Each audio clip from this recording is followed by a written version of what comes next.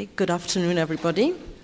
I would like to thank NATO and Creative Time for inviting me to this stimulating gathering. When I was asked to present a regional report, I was not quite sure if they meant my immediate region, which would be, of course, West Africa, or the African region in general. It would be, of course, impossible to cover such a vast geographical spread, consisting of 54 countries and over 1.2 billion people. Instead, within such a condensed time slot, I like the idea and welcome the opportunity of making the local more global. Consequently, I will focus on Nigeria and within that geographical region, specifically on Lagos, the commercial and artistic capital. I will talk about the Center for Contemporary Art Lagos and its position within the context of the wider art scene in Lagos, and then focus on 2 or 3 works by Nigerian artist Jaleli Atiku, who has gradually been developing an interesting body of work that goes contrary to the local norm in medium and in content. After over 2 decades of living and working in Europe, namely England and France, I relocated to Nigeria in 2002. At that time, the country was coming out of nearly 20 years of military dictatorship, which had left the society, its political, social, economic, and cultural fabric decimated. In 1999, the first democratic elections since the mid-70s had been held, ushering in the government of Olusegun Obasanjo. His primary concern was to begin the monumental task of restoring over 2 decades of neglect, which had resulted in severe infrastructural deficits, as well as in the provision of basic amenities, with health and education a top priority. As with many dictatorships, their first assault is usually on the intellectual community, and the once vibrant and dynamic educational system, one of the leading ones in Africa in the 60s and 70s, descended into mediocrity and apathy as a result of continual attack, military interference in university administration, coupled with severe underfunding. This resulted in many of our top intellectuals leaving the country for Europe and America. This inevitably affected adversely the educational institutions as well as the art and culture sector. Nonetheless, over the past decade, important and exciting advances have been made in all sectors of art and culture, with Nollywood developing at a phenomenal pace to its current position as the second largest film industry in terms of output after Bollywood and before Hollywood. Nigerian literature has always enjoyed international visibility through the works of Nobel Prize winner Wole Soyinka and writers such as Chinua Achebe. There's also a new generation of writers, with the most visible being Chimamanda Adichie. Over the past 5 years, Nigerian fashion designers are redefining the parameters of African design, and individuals such as Adeola Sego, Ituen Bassi, Tiffany Amber are now presenting their works in New York, Paris, and Johannesburg. These developments are replicated in the field of music, comedy, and also in the performing arts and theatre, which had a strong tradition in the 70s. With all these activities, the visual arts sector is beginning to reorganize, restructure, and take its place within the cultural community. Nigeria's population is substantial, estimated at over 140 million people, and Lagos is in the list of the top 10 megacities as it approaches 18 million people. Although the Nigerian art scene is small, it is probably the second largest in Africa, outside of South Africa. There are over 25 institutions providing fine and applied art courses at university level. The scene is also vibrant, consisting mainly of private galleries doing brisk business with financial, telecommunication, as well as multinational oil companies operating in the country. The majority of the art that's made is traditional in terms of media, with painting and sculpture being the dominant mode of artistic expression, and the contextual conservatism regurgitates landscape painting, rural scenes, and a local staple, paintings of women as paragons of virtue. A situation that continues due to an art educational system that has changed little since inception, taken after the 1950s British Beaux Art Academy model on one hand, but also the lack of commitment and interest by any tier of government, whether federal, state, or local, in supporting the arts. Even recent attempts to place art and culture under tourism has yielded little visible or consistent results. Therefore, all cultural activities one witnesses are the results of individual efforts and sacrifices, and I never hesitate to marvel as well as celebrate the commitments, the resilience, the ingenuity, and creativity of the culture sector. Within this context, there are many artists who want to work or who do work with a variety of media and in more experimental ways.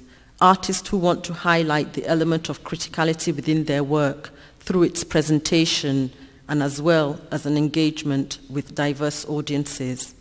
As a curator of contemporary art, it was also obvious that in the absence of the appropriate cultural infrastructure, I would have to start from scratch and create the platform that will allow me to articulate my ideas and realize projects with some of these artists.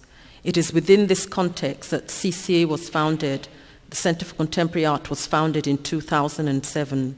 The curatorial and critical imperative aims to encourage, support, and provide a platform for the critical engagement with the changing dynamics of artistic practices outside an educational system that demonstrates few, if any, relevance to 21st century realities. CCA has focused on lens-based media, which has had little or no consistent platform, a situation in which photography, in spite of being introduced and practiced for nearly 150 years, continues to be relegated to the realm of a hobby in spite of some of the most internationally respected and visible photographers such as Okai Ojekere, Andrew Siebo, James Roha, and Lucy Azubuike from the continent coming from Nigeria. Before 2007, we cannot even talk of video art or other lens-based or technologically driven media. The art schools just are not equipped to provide these possibilities. From the outset, CCA Lagos wanted to work with artists with a socially engaged practice, as well as those working outside the constraints of accepted media, one that went beyond art as an object or a commodity. From a personal perspective, the questions I was asking included what kind of curatorial practice is possible in a context in which infrastructural deficit, physical and intellectual, exist? What are the issues and themes preoccupying artists specifically and the society in general? In which way can CCA Lagos provide the platform and space for artists' professional development? This uncharted territory presents its challenges, but also a carte blanche for the development of new methods, strategies, and possibilities. In thinking about possibilities, an artist that came to mind and whose life and times inspired me is a Nigerian musician, Fela Anikulapo Kuti. He was a cultural, artistic innovator who developed a new genre in African music, Afrobeat. He was also a political activist with his biting satirical lyrics that taunted the government and highlighted the social ills of the day. And he was a human rights activist that stood up and defended the rights of the common man. He is one of those few artists whose art, content, and aesthetic created a symbiotic harmony, making it as poignant and as relevant today as it was 30 years ago. CCA Lagos's inaugural exhibition appropriated the name of one of Fela's songs, Democracy, which was a solo exhibition, 3 solo exhibitions and a publication to engage with the idea of democracy within an African context.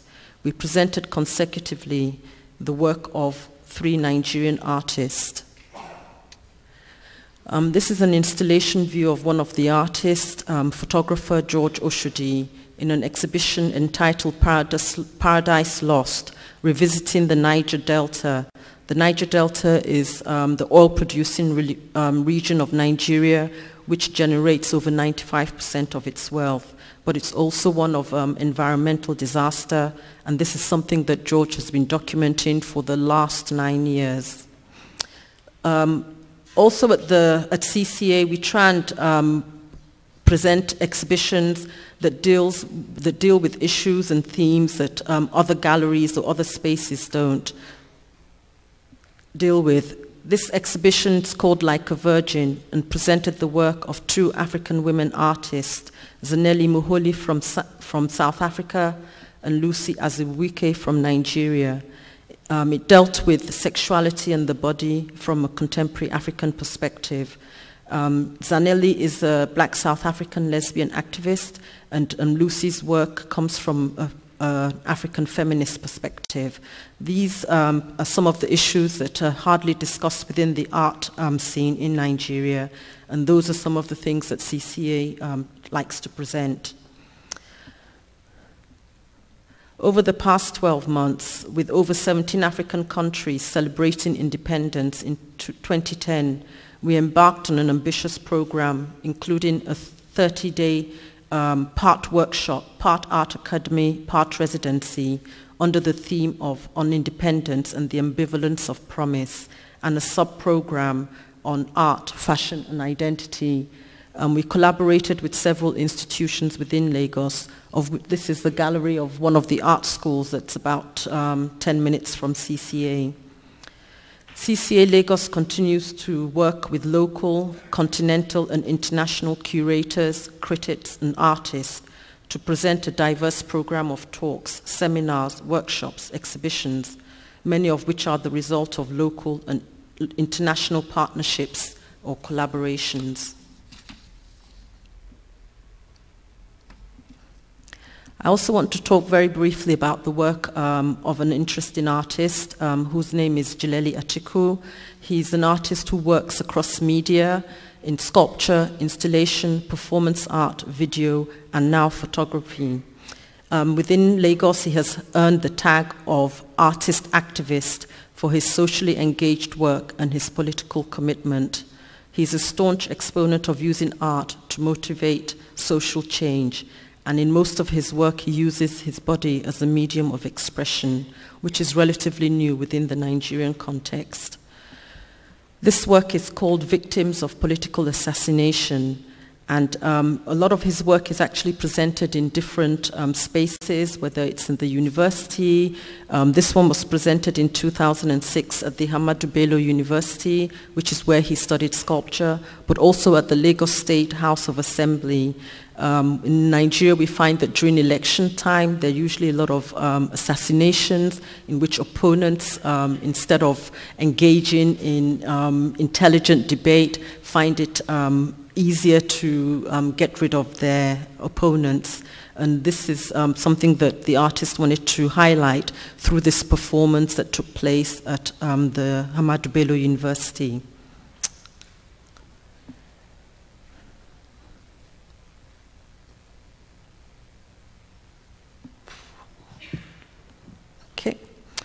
This is a work called Who's Afraid of the Freedom of Information Bill from 2007. The Freedom of Information Bill is the longest running bill at the National Assembly in Nigeria. It's been there for over 9 years because the politicians refused to pass it, as it will give access to some of the mismanagement and corruption going on at the highest level of our polity. Over the past 9 years, there's been a huge amount of debate about the non-passing of the bill and the insincerity of the politicians who have been leveled with accusations of oppression.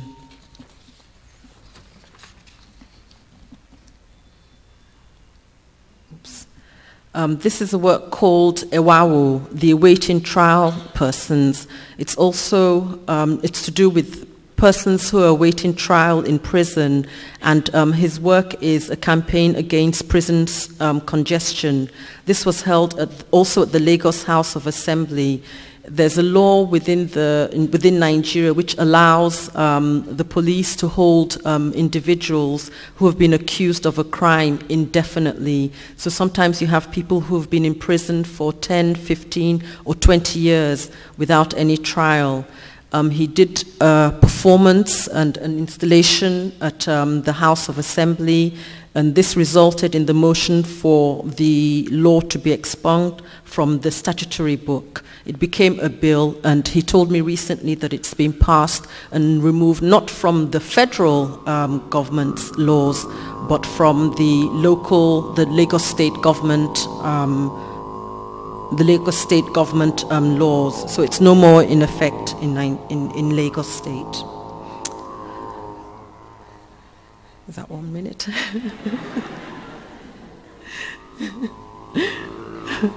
Okay, this is a last installation that he did recently, which is called Agborago, and it's the performance that addresses the injustice and inequality depicted the class system of the master-slave mentality. I just wanted to present this work just to give an idea of the few artists that are working in performance art, but also working with socially engaged issues. Thank you very much.